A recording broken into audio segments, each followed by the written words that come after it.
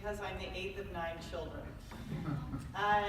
We specialize in making regulations simple, and we do that in 2 ways. One way is that we help explain it to people like you're an art history major, because it doesn't need to be that complicated. But also, we found a way to essentially deliver the regulatory requirements in code.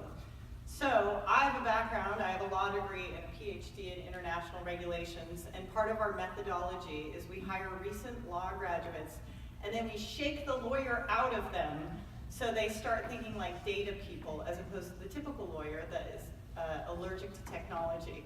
So what I'm going to do is I'm going to teach you a regulation, and I'm going to talk about qualified financial contracts record keeping, which is a new rule by the SEC. I'm going to tell you why it's like a box of chocolates. It's due in June of 2018, where every single financial contract needs to be produced with very specific sets of data. So I know many of you will be excited about this.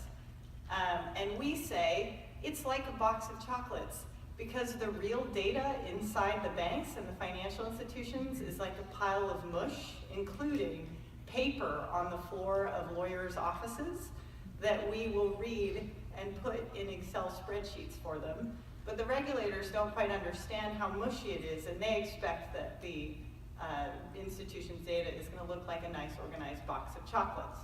This is a picture of the actual law itself that is delivered by the SEC in, of course, PDF, non-readable format, where they are very explicitly offering over 100 data requirements that need to be produced for every single financial contract.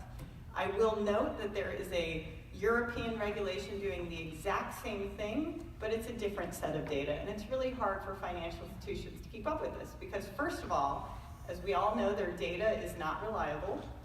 Secondly, the regulation is rat's nest of different rules, and then they're changing. And on top of it, the institution itself has its own internal changes going on, and they're all doing it, let's face it, on Excel and PowerPoint. The irony is that when you break it down to the specific data, you can find that qualified financial contracts as a regulation is collecting the exact same data as FATCA, which is an IRS regulation, which is collecting the exact same data as RRP, which is the Dodd-Frank requirement for resolution recovery planning. So what 8 of 9 has been able to do is take a regulation and break it down to its tiniest, most atomic parts, and we can not only provide the base map of what the rules are and the instructions, but we do implementation services where we match each data set with whatever your internal or external data is. And then with every regulation, there's always a piece of data that has never been collected before. And so we take the results of whatever third-party remediation that you do and plug it into our business logic engine, and we can do 2 things. We can either give you instruction, so you give me data point A, B, and C, and I tell you to pay the tax or don't pay the tax, or we can export the entire logic code to you to ingest in your own knowledge. The RegTech and our project management skills, we are developing the future of regulatory solutions. Thank you very much.